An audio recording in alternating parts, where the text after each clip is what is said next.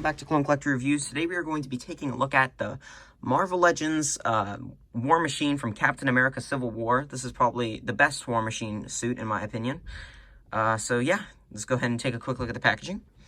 We've got Captain America Civil War. You can see the figure, Infinity Saga, standard Infinity Saga art, although it is very nice.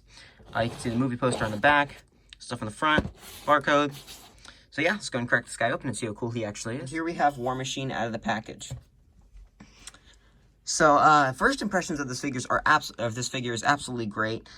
I only have one small detail that I've been able to find so far that I haven't liked. The detail on this guy is just absolutely amazing. They really did not cheap out on this guy, although I feel like they did on a couple of other figures in this line. You can see Lieutenant James Rhodes. The legs look great. They're painted amazingly.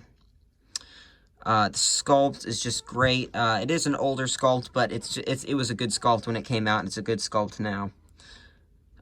It is a little bit limited, but bulky. War Machine is a bit bulky. Now this head sculpt looks really great. The only problem I have with this figure that I was able to find, there's a little bit of paint overspray on that, which honestly I could probably scratch off with a fingernail. That is the only problem with this entire figure. Right there, just that little bit of paint above his eye. And it's barely noticeable. So, yeah, this guy's great. He looks great. But before we get into the posing and everything, let's go ahead and get onto this guy's accessories. Now, accessory-wise, this guy is absolutely jam-packed. First on the accessories list is we have a deactivated version of his gun, which just slides right into this little slot. We also have a deactivated version of the baton thing that he was going to hit Captain America with, but he honestly, I forget what happened to him. He didn't quite get there. But yeah, on to the next accessory. We have an activated version of the little baton thing. I do believe it is the wrong color. I do believe in the movie it was like yellow. And we also have an activated version of his Gatling gun, or his minigun, whatever you'd like to call it. Now I do have one problem with this weapon. Now it doesn't spin. I thought it did. It does not spin. It does not like to stay in its spot very well. Now it is of course posable, but it is very kind of loose. So you can actually spin the actual turret. But, yeah, this accessory is a little bit disappointing. But, on to the next accessory. These accessories are very interesting. He has these extra little guns that have, like, these flip-out clips. I'm not sure if that is supposed to make it look like, more like how it did in the movie, with a little clip on it, or it's supposed to show that he needs to reload. It looks great, and he comes with two of those. He comes with one on each side. And now on the actual clip of the item, it does have a little R and L. So the L, of course, the L goes onto the left side, the R goes onto the right side. But there's also something else you can do with this that I will show you now. You can take them and you can put them onto his thigh. You can actually store these on the actual figure so you don't lose them. And that's, honestly, that's what I would recommend doing with these. I feel like they look good on the actual figure, but he doesn't really need them. And they kind of fall out easily. But with sticking them on the thighs seems to keep them in place a little bit better. So yeah, I definitely would recommend doing that.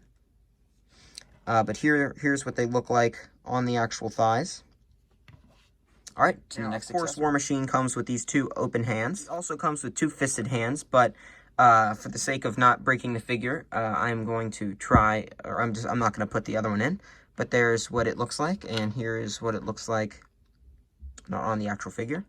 Pretty much the exact same mold, it's just closed. Articulation-wise, this guy's actually pretty good. There is a ball hinge, and there's a hinge, and then a ball joint at the top of the head. Get you about that far back. Can get you about that far down. Of course, no side or no swivel or no tilt, but there is of course a little bit of swivel. It does get blocked by the armor. There are shoulder pads that are on hinges, so you can kind of raise them up a little bit and lower them. That is nice. There's of course a ball hinge at the shoulder. Gets you really far up. Can get you not all the way around, but a decent bit up. There's also a nice hinge at the elbow there. Double jointed, actually. There's also a hinge at the wrist, and then a swivel. So if you wanted to swivel his wrist around, you can. There's a ball joint at the chest, but it doesn't do much for you. Gets you a little bit of crunch, maybe a little bit back, but not much. Maybe a little bit to the side, a little bit to the other side. Not really enough to make that much of a difference. This figure is kind of bulky, so he doesn't articulate too well. That's it for out. So he barely gets any out. Forward is actually better than I was expecting. And back was way better than I was expecting. Most figures can't get that. There's a very nice swivel at the bicep, or not the bicep, the thigh. There's also a very nice double knee joint, which can get you pretty much all the articulation you really need out of that joint.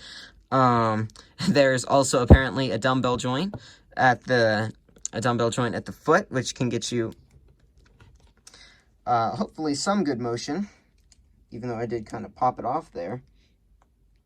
Let's see if I can pop it back on. There we go. Now I can minor intermission there, can get you a little bit forward and a little bit back, but not too much. So yeah, this figure's pretty well, or pretty good on the articulation. Whoa, it's not want to stand for some reason. There we go.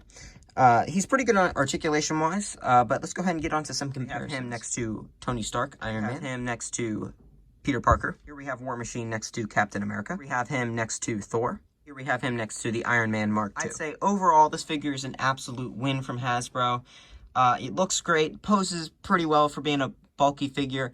Comes with plenty of accessories. The $25 price point is absolutely justified for this figure.